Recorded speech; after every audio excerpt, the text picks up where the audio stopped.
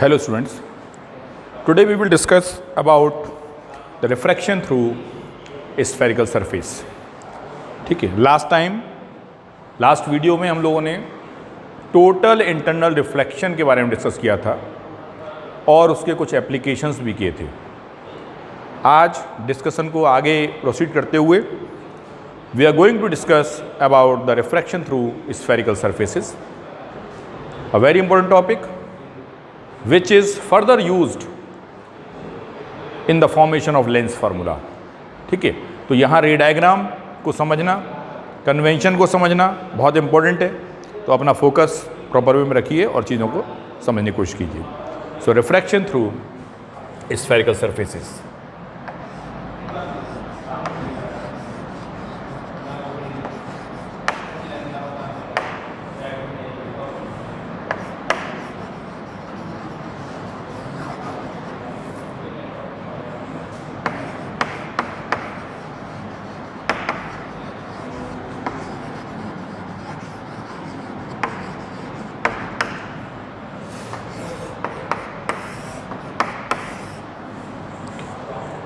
देखिए, spherical surfaces दो तरह की हो सकती हैं, कॉनकेव और दूसरी कॉन्वेक्स। कॉनकेव और कॉन्वेक्स। तो पहले हम बात करते हैं refraction through convex spherical surface. तो just look at the ray diagram first. पहले रे डायग्राम देखिए इसका कैसा बनता है।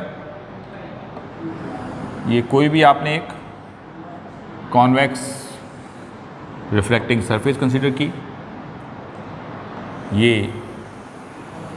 प्रिंसिपल एक्सिस, ठीक है, इस कर्वेचर का यानी जो कॉन्वेक्स पार्ट है इसका जो सेंटर ऑफ कर्वेचर है वो कहीं यहाँ रहा होगा और यहाँ से यहाँ तक की दूरी क्या कहलाती है, radius of curvature capital R से आप रिप्रेजेंट करते हैं। इधर एयर है जिसका रिफ्रैक्टिव इंडेक्स म्यू ए और इधर ग्लास है जिसका रिफ्रैक्टिव इंडेक्स म्यू जी है।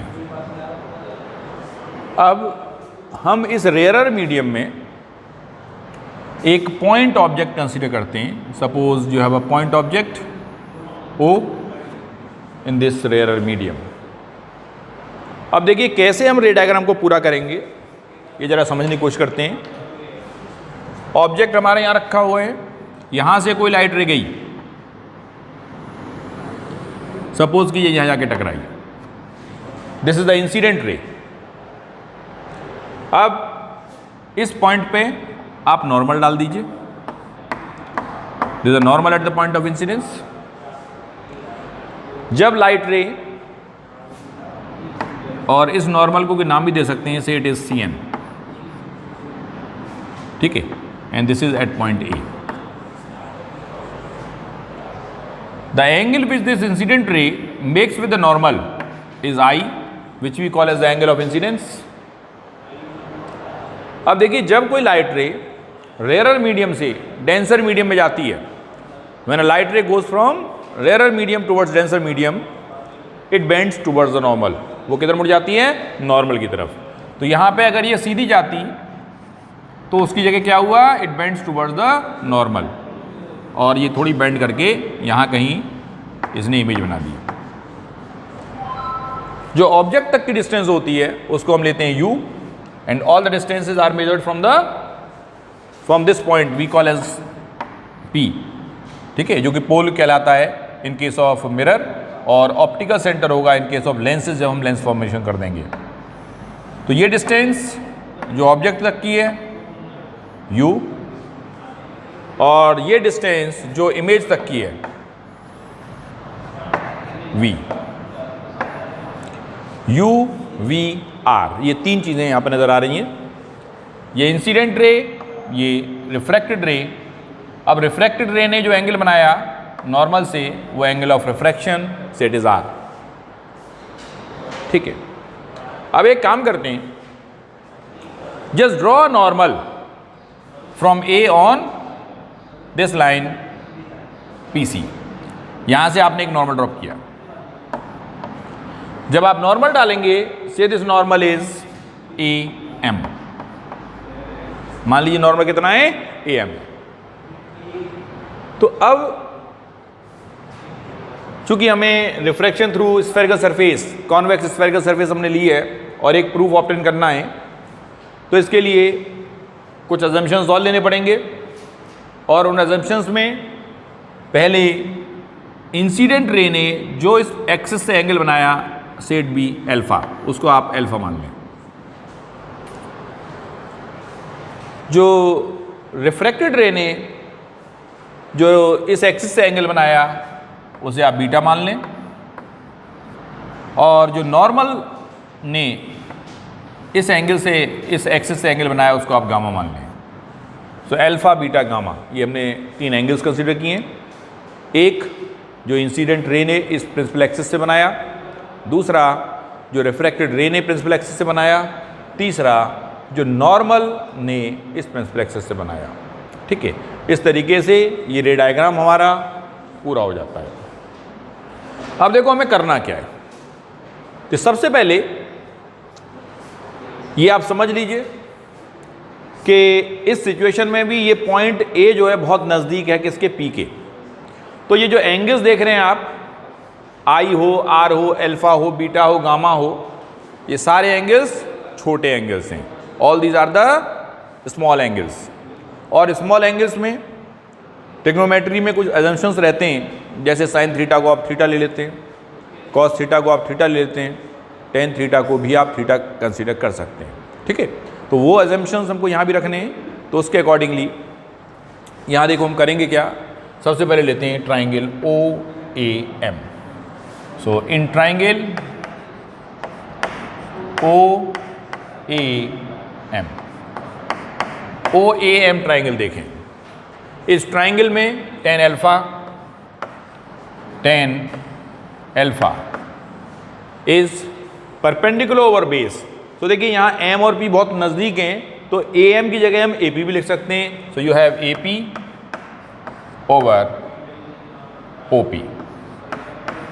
ठीक है, और अभी मैंने कहा कि एंगल्स छोटे होंगे तो टेन अल्फा को अल्फा भी लिया जा सकता है, और from here you can write और alpha is equals to A P over O P. Now in triangle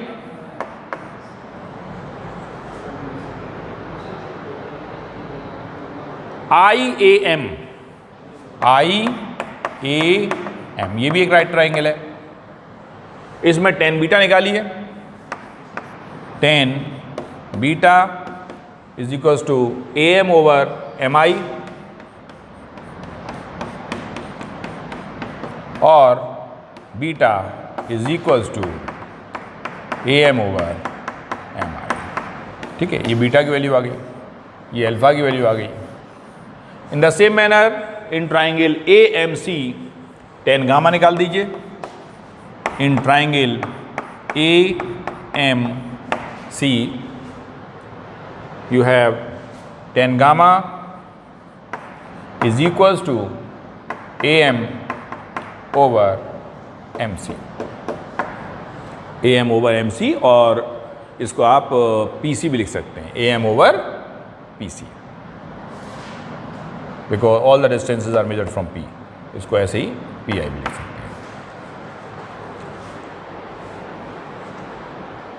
ठीक है, P I, because P and M are very close to one another. और for small angles you have gamma am over pc. ठीक है, so we have the values for alpha, beta and gamma from here. ठीक है, यहाँ तक clear होगा कि हमने किस तरीके से कौन से ट्राइंगल्स लेकर के अल्फा, बीटा, गामा की वैल्यूज निकाली हैं। अब जरा आगे बढ़ते हैं और ट्राइंगल्स कंसीडर करते हैं। एक ट्राइंगल ए ओ सी और एक ट्राइंगल ए सी आई, और इन ट्राइंगल्स में एक्सटीरियर एंगल प्रॉपर्टी आप लगाएंगे। उससे क्या होगा, we have the relation for I and R. I और आर के रिलेशन हमको यहाँ मिल जाएगा। जरा देखते हैं कैसे हम उसे लगा सकते हैं। तो हमारे पास जो रिजल्ट्स हैं मैं इनको लिख देता हूँ आपकी हेल्प के लिए, ताकि आप बाद में हम जब यूज़ करें तो हम आसानी से लगा पाएँ। So we have alpha is equals to A P over O P, beta is equals to A M over P I, A M over P I over P I, इसे भी A M. So A M over P I and gamma is equals to A M over P C, A M over P C.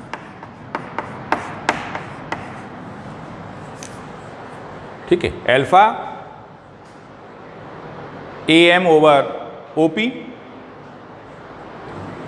Beta A M over P I and gamma A M over P C. ठीक है, तो ये relations हमारे पास हैं। अब मैं इसे रब कर सकता हूँ। ठीक है, तो इसे हम हटा देते हैं। तो अब देखिए, अब जो ट्राइंगल्स हम लोग कंसीडर करेंगे वो कौन से हैं? ना in triangle A O C, in triangle A O C, A O C, by extreme angle property angle I equals to alpha plus gamma, angle I is equals to alpha plus gamma. In the same manner, in triangle AIC, in triangle AIC, इसमें देखिए extreme angle property लगाते हैं तो gamma equals to R plus beta आ जाता है। So you have gamma is equals to R plus beta और R equals to gamma minus beta. ठीक है, तो हमें आई मिल गया और हमको आर मिल गया। ठीक है, इन तीनों इक्वेशंस को जो हमने स्टार्टिंग में लिए हैं उनको हम इक्वेशन फर्स्ट बोल देते हैं, और ये दोनों आई और आर के रिलेशंस ये इक्वेशन सेकंड बोल देते हैं। ठीक है, कंबाइंडली सेकंड इक्वेशन हमने इसको बोल दिया है। अब देखो हम क्या करें। Now just apply Snell's law at the point A. अब ए पॉइंट पे हम क्या करें? स्नेल्स लॉ लगाते हैं। So now by Snell's law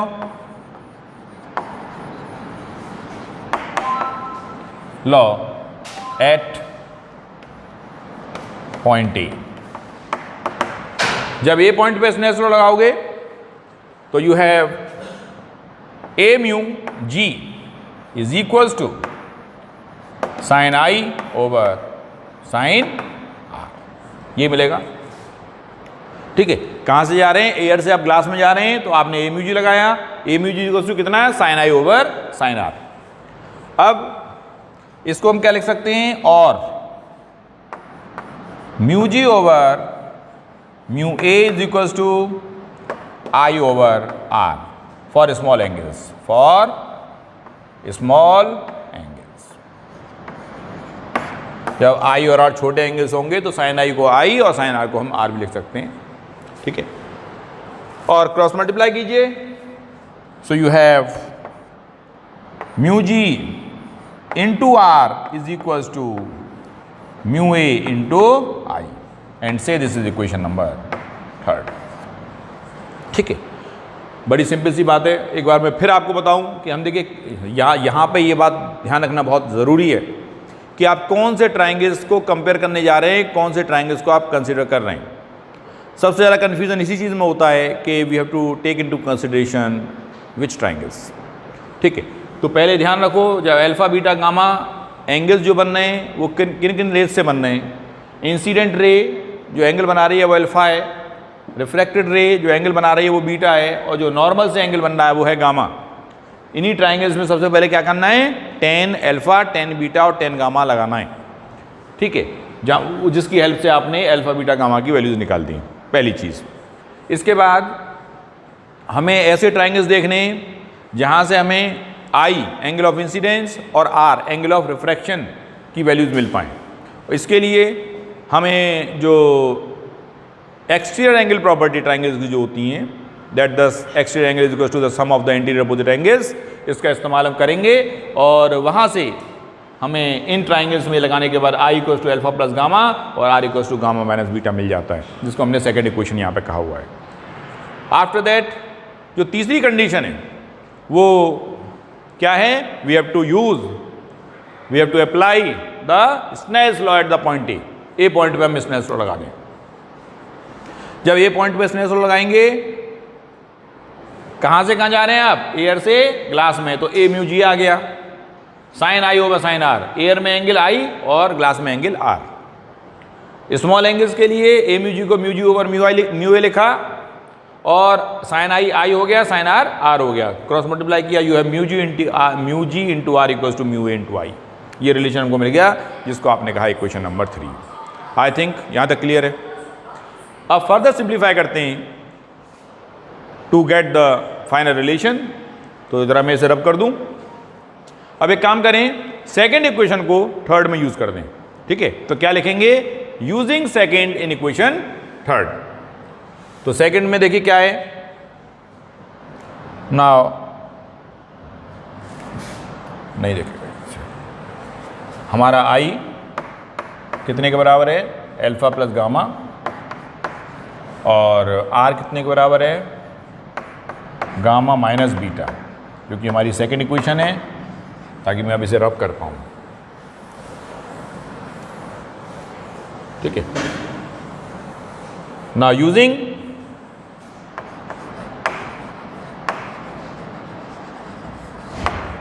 second in equation third. तो सबसे पहले mu G into R, mu G into R की जगह क्या लिखें? Gamma minus beta. You have gamma minus beta is equals to mu A into I, I is alpha plus gamma. ठीक है, ये हमने लिख दिया। अब फाइनली क्या करना है? We have to put the values of alpha, beta and gamma from equation first. So now putting the values of alpha, beta and gamma from equation first we have, तो हमें यहां से मिल जाता है mu G into, in place of gamma you can write am over pc. You have am over pc minus beta. Beta is how much? am over pi. So am over pi is equals to mu a. Now again alpha. Alpha is am over pc. Am over pc. And finally we have gamma, which is equals to am over. Alpha is am over op, am over op plus gamma, which is equals to am over pc, am over pc. ठीक है, अब यहाँ आप देख पा रहे हैं कि ऊपर सभी जगह am लिखा हुआ है, सो दैट गेट कैंसिल्ड, इसको आप कैंसिल कर सकते हैं। अब हमारे पास बचा क्या? Mu G over P C, खोल दीजिए इसे, minus mu G over P I is equals to mu A over O P plus mu A over P C. ठीक है, ये चीज़ हमको यहाँ मिल रही है। फर्दर क्या कर सकते हैं? थोड़ा रीअरेंज कीजिए और फाइनल रिजल्ट तक हम पहुँच जाएंगे। देखिए कैसे।